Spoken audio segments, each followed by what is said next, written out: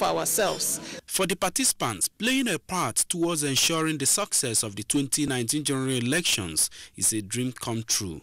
And with our presence there to observe the election, we'll still pick out the pitfalls and things that could be straightened in future. I am there to attest and to witness what happened, what transpired, and at the end, I should be able to give a report, a credible report. The Albino Foundation Observation Group is expected to observe elections in Ekiti and Osun states, as well as the Federal Capital Territory. Chukunonso Abueze, NTA News. Thank you, Chukunonso.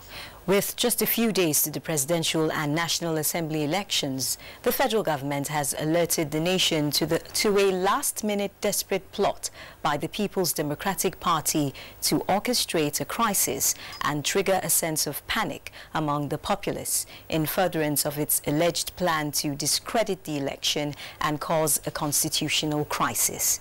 In a statement issued in Abuja Tuesday, the Minister of Information and Culture, Alhaji Lai Mohammed, said the plot confirms the alarm raised by the federal government on January 21st and February 2nd, 2019, that the PDP is planning to scuttle the election and where that fails to discredit it. He said in the days ahead, PDP bigwigs are planning a world press conference in order to level frivolous and unfounded allegations against the federal government and the All Progressives Congress. Alhaji Mohammed said that part of the false allegations they plan to make is that the presidency, in connivance with the APC, is planning to force the Independent National Electoral Commission to announce presidential results which are favorable to the government in power on the basis of the false premise that the APC's intelligence team is worried that the ruling party would lose the election. He said the PDP bigwigs also plan to use their World Press Conference to further disparage the Buhari administration as well as the ruling APC with a view to painting an unfavorable image to Nigerians and the international community and to put the government on the defensive in the run-up to the polls. The minister said the PDP's last joker is a 2-hour live press conference to be addressed by the PDP Publicity Secretary, Mr. Kola Olobodion, on February 14, the last day of electioneering campaigns, to chronicle all their connected allegations and lies against the ruling government, cast aspiration on government and the ruling party officials, and throw innuendos. You're watching the news on NTA International, reaching you from Abuja. Stay tuned for more after the break. The UN compound houses about 400 employees.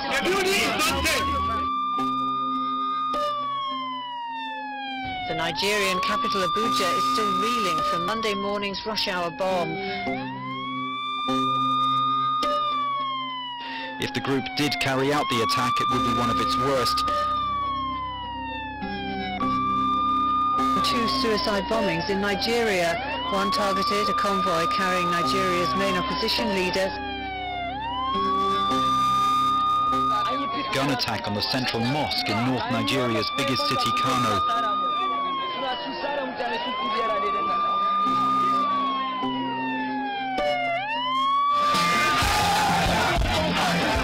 We are moving forward. We are going higher. Prosperity for everyone.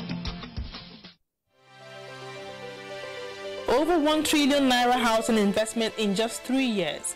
Federal Ministry of Power, Works and Housing is sinking over 100 billion naira. Family Home Fund is investing over 500 billion naira. Federal Mortgage Bank Limited has invested billions of naira on housing finance. Federal Housing Authority is also spending billions of naira to house Nigerians. With a population of over 180 million Nigerians, housing development never got the desired attention until this time of President Muhammadu Buhari. While shanties and dilapidated buildings characterized Nigerian landscape in the past, the Buhari's government now is sinking billions of naira for inclusive housing for all Nigerians. For 16 years, the Federal Housing Authority had no single finance from the federal government, but within 3 years of President Buhari, the Federal Housing Authority is back on site, building houses for Nigerians. Supporting Mr. President is a support for more houses to Nigerians. Let's ensure continuity. Let's vote for the man who is doing it.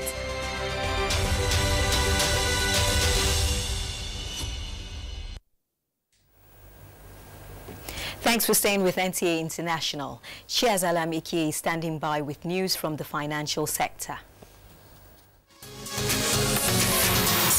Many thanks for joining me. The Nigeria's gross domestic product GDP has grown by 2.38% in real terms in the fourth quarter of 2018. The National Bureau of Statistics, NBS, in its quarterly report released on Tuesday, said the growth represents an increase of 0.27% points when compared to the fourth quarter of 2017, which recorded a growth rate of 2.11%.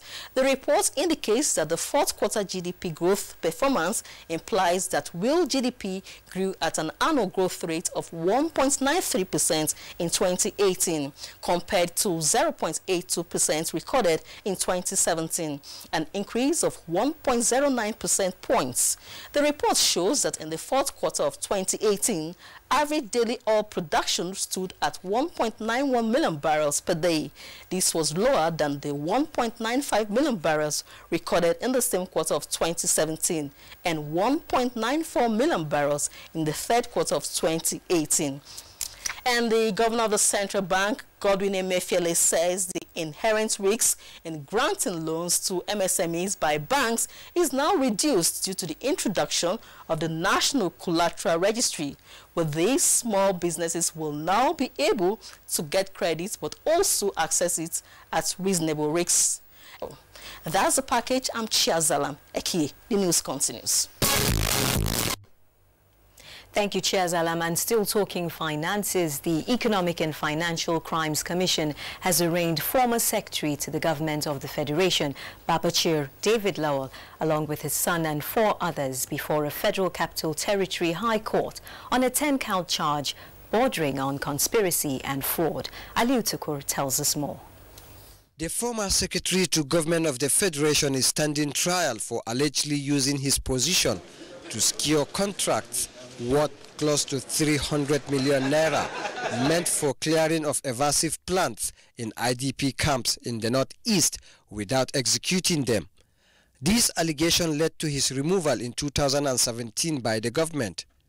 Babachir Lawal, along with 5 others, pleaded not guilty to all the charge, after which their counsel filed for bail application on grounds that some of the defendants have health conditions that require medical attention. The prosecution counsel, Mohammed Abubakar, objected to the bail application. After hearing both parties' arguments on the bail application, Justice Jude Okeke ordered that the defendants be remanded in EFCC's custody pending the ruling on the bail application. 10 counts in all, but the defendants are not involved. Is in all the 10. You have some involved in 4, some in 6. The case has been adjourned to Wednesday the 13th of this month for ruling on the bail application. In Abuja, Aliu Tukur, NTA News. And still on judicial matters, the Supreme Court has struck out the appeal of the All Progressives Congress in Rivers State, seeking to validate its Congress in the state. Justice Amina Augi, who read the ruling, upheld the position of the Court of Appeal that the appeal was filed out of time. Judiciary correspondent Femi Okewu reports. The 5-member panel of the Supreme Court justices, led by Justice Bode Rhodes-Vivo, sat on 4 appeals emanating from the Rivers APC Congress. While 3 of the appeals were consolidated, since they were about persons seeking to join, the main appeal was about whether the Federal High Court in Port Harcourt was right to have ruled that the case was a pre-election matter. By the judgments delivered in 4 appeals today, have confirmed the inviolability of the judgment of the High Court of Rivers State, rendered on 10th day of October 2018. Both factions are APC. A situation where something is foisting on your party, or a situation where you are likely not to have candidates and people jubilate, you should know whether or not those people are actually representing the party. In all these cases, the Supreme Court upheld the position of the Court of Appeal. In Abuja, Femi Okeowo, NTA News. And now let's get more news from other parts of the world with Ado Adamu Alsu. Glad to have you join us on this segment of the news. We start from the neighboring Cameroon, where reports indicate that at least 4 people were burned alive, trapped inside a hospital in the restive southwest of the country that was set on fire. The hospital in the town of Kumba was serving a large area because several other health facilities in the same district had shut down due to the separatist rebellion. The government has blamed previous hospitals' attack on Anglophone separatists, but there have also been reports of soldiers targeting hospitals. Democrats and Republicans have reached an agreement in principle over border security to fund the U.S. government and avert another partial shutdown. The agreement contains only a fraction of money President Donald Trump wants for his promised border wall and does not mention a concrete barrier. The deal still needs to be approved by Congress and signed by the President. The Democrats, who now control the House of Representatives, have refused to approve $5.7 billion for Mr. Trump's wall on the border with Mexico, one of his key campaign promises. And dozen leaders of Catalonia failed 2017 independence bid have gone on trial in Madrid, facing charges including rebellion and sedition. The semi-autonomous region of Catalonia held an independence referendum on 1st October 2017 and declared its independence from Spain weeks later. But Spanish authorities declared the vote illegal and the national government imposed direct rule.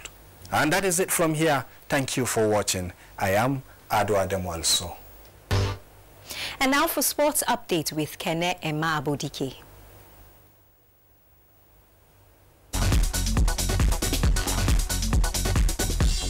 Ahead of the 2019 International Cricket Council World Cup in Wales and England, the tournament's trophy concludes a 2-day tour of Nigeria with Abuja and Lagos as host cities. Permanent Secretary, Ministry of Youth and Sports Development Olushade Adeshola, while receiving the World Cup trophy, is confident Nigeria will soon be challenging for honors at the continent and world stage. Because of the effort we are making and the acknowledgement of this effort, the international cricket considered it necessary that this trophy should visit Nigeria. The ICC World Cup trophy departs Nigeria on Wednesday for the continuation of its global tour. A one-day consultative basketball forum has called for more inclusive Kwesi Premier League. The meeting, which held in Abuja, also appraised the 2018 league, the resuscitation of National Women's League, talent hunts from the grassroots, as well as the training and the development of coaches and referees. Expectations are really high.